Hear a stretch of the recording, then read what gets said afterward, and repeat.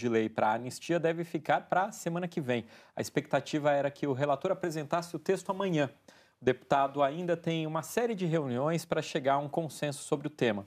Esse é um dos nossos assuntos com os deputados Mário Heringer, líder do PDT na Câmara, e Luciano Zucco, do PL, líder da oposição. Eles estão lado a lado da Marina Francischini, lá no Salão Verde. Bom dia, deputados. Bom dia mais uma vez, Marina. Podemos começar essa entrevista, por favor, Marina? Obrigada, Vitor. Líderes, também agradeço a presença de vocês aqui. Eu queria começar perguntando o que é aceitável em termos de anistia, porque a Câmara aprovou urgência sem saber qual é o texto. Mas o que está sendo negociado? O que você acha, líder, aceitável em termos de dosimetria de pena? Bem, na verdade, o que a gente está assistindo nessa discussão, é uma discussão já de muito tempo, inclusive no Colégio de Líderes aqui da Câmara, que era uma anistia que se oferecia à oposição, que era mais ou menos o que a gente está tratando agora na conversa, que seria uma dosimetria de pena, não seria uma anistia total, até porque, para aquelas pessoas que participaram daquela depredação no 8 de janeiro, foram pessoas que foram manipuladas para estarem ali, ficaram na frente dos quartéis durante muito tempo, não são inocentes, são culpados, mas no meu modo de ver, são menos culpados que outros. Então, isso já se discutia. O PL, que é o partido do meu companheiro Zucco, que está aqui presente, de quem eu gosto muito e tenho uma boa relação, o PL insiste, e ficou claro isso nas mensagens trocadas pelo Eduardo Bolsonaro e pelo Bolsonaro, exatamente na anistia do Bolsonaro, do núcleo que propiciou que isso tudo acontecesse. Isso, do meu ponto de vista, não tem o menor cabimento. Dosimetria, redução, é bem possível sim, até porque aquelas pessoas que foram manipuladas, muitas delas não sabiam nem para onde ia aquilo. Aquele movimento foi uma estratégia de movimento para fazer com que aquele movimento de ataque às instituições se multiplicasse nos estados e que o Estado brasileiro precisasse de pedir, por exemplo, uma GLO, seria um mecanismo de entregar ao Exército o controle. E o Lula não caiu nessa armadilha. Infelizmente não aconteceu, mas ali não tem inocente. São culpados e são culpados que são, na minha opinião, passíveis de uma certa redução de pena para aquelas pessoas. Líder, essa percepção do deputado Heringer sobre anistia ampla, que não vai rolar, que não tem clima aqui, parece ser uma percepção de partidos do centro de forma geral também. Qual que é a sua avaliação sobre o que virá dessa proposta que o Paulinho da Força está elaborando? Olha, vou retribuir o carinho, também tenho uma grande admiração pelo deputado Mário e a gente está aqui debatendo um assunto muito importante. A nossa visão, a dosimetria é muito mais inconstitucional, se fôssemos falar dessa possibilidade, do que a própria anistia. Nós não somos juristas aqui para falar se a pena deve ser maior ou menor. Nós não temos como chegar para Débora ou para Dona Ivone, de 74 anos, que tomou 14, 15, 17 anos. Não, a senhora não tem organização criminosa, só não estava portando armas, só não fez golpe algum, agora de 15 vai passar para 7, para 8. Essa dosimetria, na verdade, é um entendimento inconstitucional e a gente tem que ter a maturidade para analisar os fatos. O Brasil já teve 48 anistias e hoje, inclusive, a anistia não seria só para quem está com o verde e amarelo, como eles falam. Nós estamos agora, inclusive ontem, essas punições que foram dadas ao grupo que cerca o ministro Alexandre de Moraes, já está envolvido na denúncia no Senado, inclusive fora do Senado, sob a lava-toga. Nós temos denúncias graves que trazem ali crimes processuais envolvendo a forma com que foi a condenação e tudo que se envolveu em torno dos fatos. Então, neste momento, para realmente a gente virar a página, já que em outrora foi necessário a anistia, por que não debater? Por que continuar essa polarização? Eu acho que a anistia é sim necessária, eu acho que essas pessoas foram envolvidas, não existe golpe sem governo deposto, não existe crime por cogitação e a gente acredita que a gente possa construir sim a anistia. Pergunta para os dois, essas novas sanções vindas dos Estados Unidos, né, ao advogado-geral da União, à esposa do ministro Alexandre de Moraes, como é que isso impacta a negociação dessa proposta aqui? Primeiro eu quero, Marina, te pedir desculpa, porque eu vou fazer uma contraposição, um contraponto à posição do deputado Zucco, porque a questão de constitucionalidade nem se discute nisso, até porque quem faz as leis quem faz a estimativa de pena somos nós, deputados federais. Então, isso é completamente legítimo que nós mexamos nisso. Então, não tem questão de constitucionalidade nisso. A constitucionalidade se diria, até no caso de uma anistia, onde se contempla casos de violência contra o Estado que não é passível de anistia. Aí sim, a gente poderia discutir constitucionalidade. Com relação a essas sanções que foram feitas e estão sendo feitas contra pessoas do Brasil pelos Estados Unidos, lei Magnitsky, suspensão de passaporte, isso, ao meu ver, isso é um grande desserviço que o deputado Eduardo Bolsonaro está fazendo ao Brasil. E quer me parecer até, inclusive, que o Eduardo Bolsonaro está querendo ver o seu próprio pai preso. Só pode ser isso, porque o cara que está vendo o que está assistindo e continua insistindo nesse tipo de tese, nesse tipo de enfrentamento, que não arrefece dessa briga, ele quer ver o pai dele preso. Eu não vejo outra opção se isso continuar acontecendo, porque o ministro Alexandre de Moraes já está preso há 4 anos. Ele não pode sair, a família dele não pode sair. Ele também está cumprindo prisão domiciliar. E essa é a hora da gente tentar fazer um equilíbrio. Não é tudo para todo mundo e não é nada para ninguém.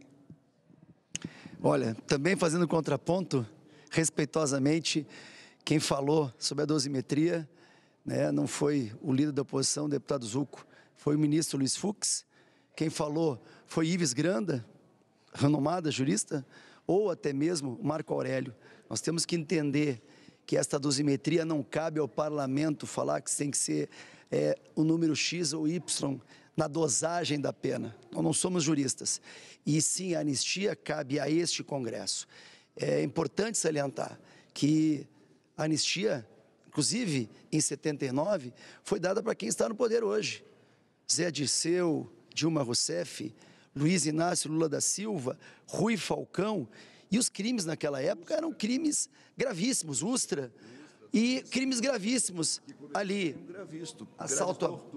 assalto a banco, assassinato de embaixadores. E detalhe, pegando a linha do meu colega Mário, anistia para Alexandre de Moraes. Alexandre de Moraes está sendo também denunciado por crimes gravíssimos, por processos que teriam sido mexidos. Então, a anistia não é só para quem está ali no 8 de janeiro ou quem cogitou alguma coisa. A anistia também do outro lado. Anistia para quem escondeu as imagens do 8 de janeiro, anistia para quem está punindo severamente. Ontem o ministro Barroso, no Roda Viva, falou que houve exagero nas penas, que é razoável uma dosimetria. Ele está assumindo o erro.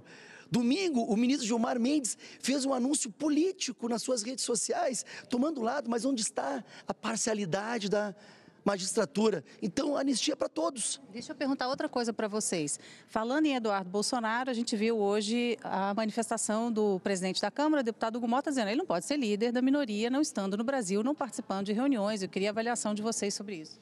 Bem, na verdade, há muito tempo que a gente está querendo saber por que o Eduardo continua mantendo o status de deputado.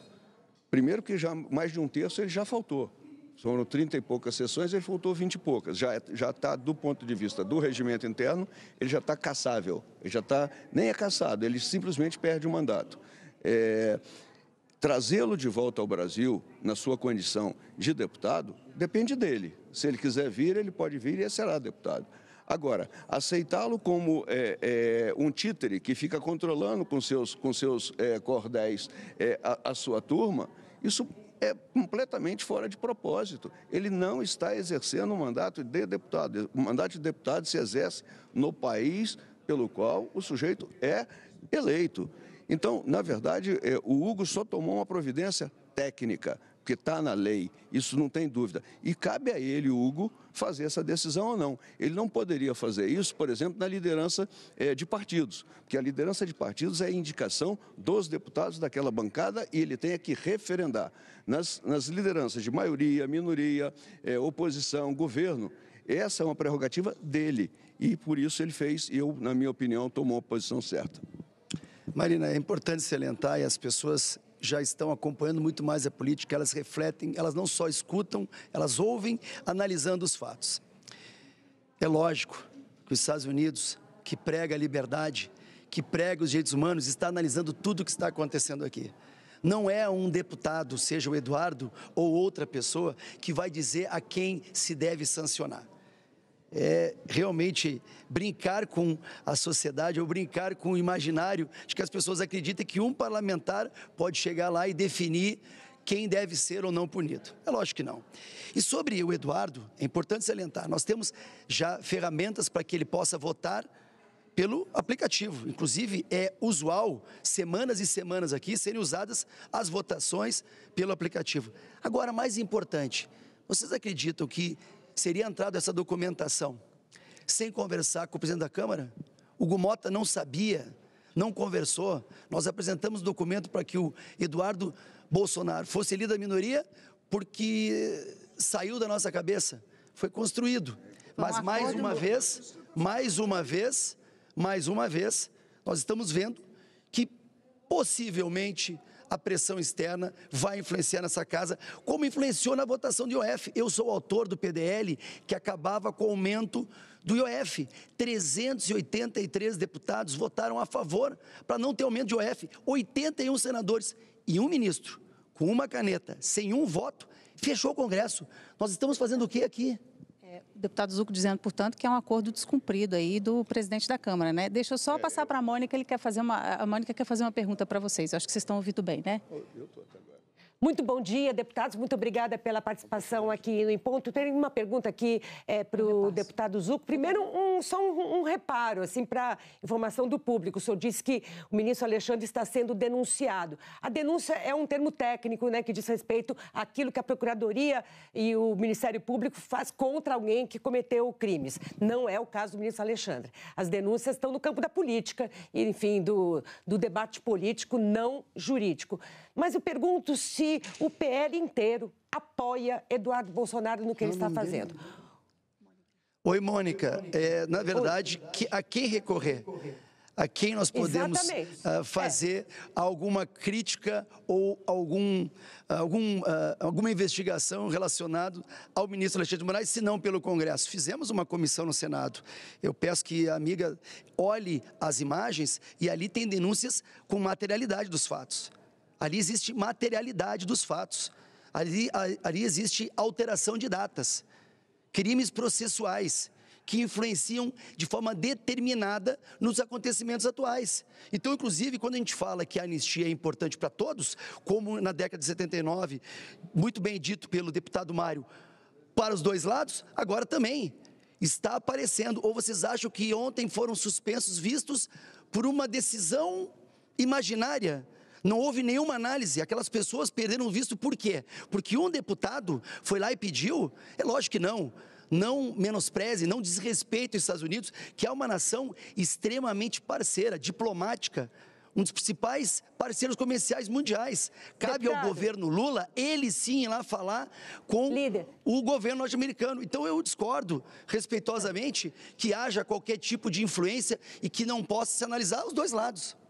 Líder, o debate político é legítimo, próprio dessa casa a qual o senhor pertence. Eu só estava fazendo um reparo a respeito da denúncia, que é, do ponto de vista técnico, portanto, poderia virar um inquérito que poderia ser alvo de um processo de anistia. Mas quando o senhor diz que os Estados Unidos não estão sendo influenciados por Eduardo Bolsonaro, eu ponho na lista também a sanção contra uma menina de 10 anos, filha de Alexandre Padilha. Portanto, tem aí também bastante arbítrio do lado dos Estados Unidos. Mas a minha pergunta, na verdade, até agora, essas sanções, essas suspensões de visto não tiveram nenhum efeito institucional no Brasil. O Brasil está tocando sua vida e está levando seus processos, seus inquéritos e se adaptando, inclusive, ao tarifaço. E é inegável que Paulo Figueiredo e Eduardo Bolsonaro, eles se arvoram o fato de que tem influência, assim, no governo americano.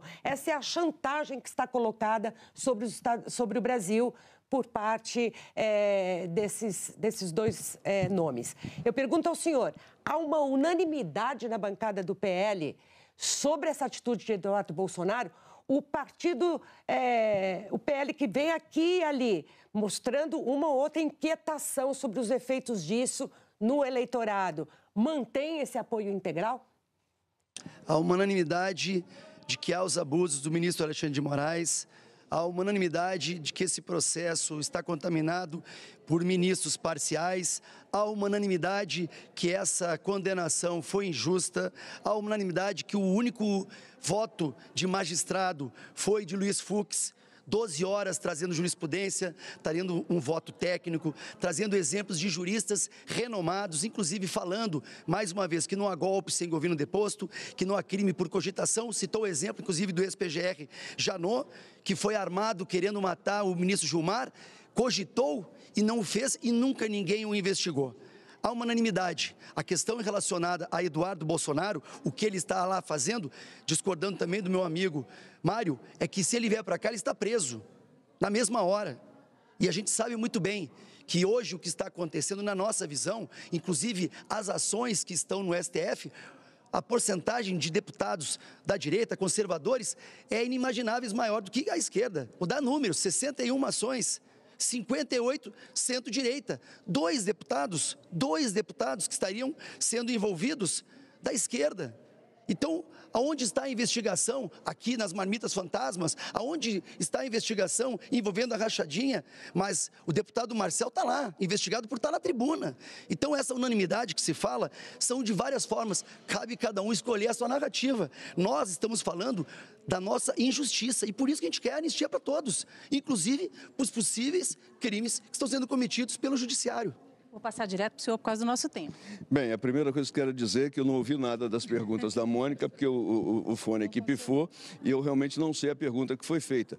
Mas ouvindo o que o Zucco falou, eu posso dizer para vocês, unanimidade no campo deles. Não há unanimidade nacional com relação a todas essas posições que ele colocou. Não há unanimidade que o Bolsonaro é inocente, não há unanimidade que o Fux fez a melhor defesa, não há unanimidade em nada. Se houvesse unanimidade, nós não estávamos aqui. Então, esse é o discurso. O discurso não é a prática, e a prática que a gente vê é outra, completamente diferente. O que a gente vê hoje aqui é uma disputa séria, uma disputa grande, é uma disputa onde se fala claramente em democracia, os Estados Unidos se imiscuindo, sim, na política brasileira, se imiscuindo, sim, no judiciário brasileiro, tentando suspender, atropelar o nosso judiciário, incrementando processos, inclusive desse tarifaço imoral que é apoiado pelo Eduardo Bolsonaro contra o país, contra a produtividade, contra os empregos. É esse o Trump, o presidente americano, que não é o americano em si, é o presidente americano atual, que certamente não tem equilíbrio nenhum e, com certeza, pode ser, sim, manipulado pelo seu próprio ego. O presidente americano é um homem que gosta de se ver, ele se adora no espelho, e isso, com certeza, está sendo feito em cima desse ego enorme que ele tem. É um narcisista, completamente aproveitador, que gosta de grana. Toda essa luta que ele está fazendo, tarifa, é para botar grana no bolso dele, dos amigos dele, do país dele. Ele não está preocupado com democracia, coisíssima nenhuma. Se tivesse preocupado com democracia, ele estaria cuidando de outras coisas, e ele é amigo de grandes nações que não são democráticas, são tiranas, mas o petróleo interessa. O negócio do Donald Trump é fazer a vantagem que ele puder obter. E isso eu não tenho dúvida nenhuma, o Brasil é um grande prato que os brasileiros estão querendo entregar para ele. Nós temos terras raras aqui, os metais raros, isso é muito importante. Nós temos água aqui, nós temos petróleo aqui, nós temos muita coisa nesse país, nós temos a maior floresta do mundo, muita coisa nesse país que os grandes se interessam. E é isso que eu chamo de soberania, e isso que eu chamo de ser dono de casa. E dessa maneira, não há, de maneira alguma, que a gente entenda que esse movimento vindo dos Estados Unidos, não dos Estados Unidos em si, do presidente Trump, seja um movimento democrático. É um movimento oportunista e tentando diminuir cada vez mais o Brasil. Infelizmente, nós temos aqui e lá fora pessoas que batem palma para esse tipo de atitude. A bandeira americana estava espalhada no movimento de São Paulo, muito maior do que as brasileiras que por lá passavam. Isso não é nacionalismo, isso é entreguismo. Agradeço aos dois, sempre discordando, mas sempre com elegância. Muito obrigada. Pessoal, é com vocês. Eu só queria falar só uma coisa, Mari. Só queria dizer também que nós temos uma concordância. Somos totalmente contra qualquer tipo de taxação, mas a gente acredita que, diferente do meu colega Mário, é pelo diálogo, não é só criticando o governo norte-americano, porque a gente precisa deles e eles também precisam de nós. É isso aí. É isso aí. Obrigada, pessoal. Nada. Valeu. Obrigado, Marina. Obrigado, deputado Mário Heringer, do PDT, Luciano Zucco, do PL. Muito obrigada. Foi um bom debate sobre os temas de hoje. Agradeço a presença, agradeço a Marina também por ter juntado um líder do partido da oposição e um líder ligado ao governo. Obrigada.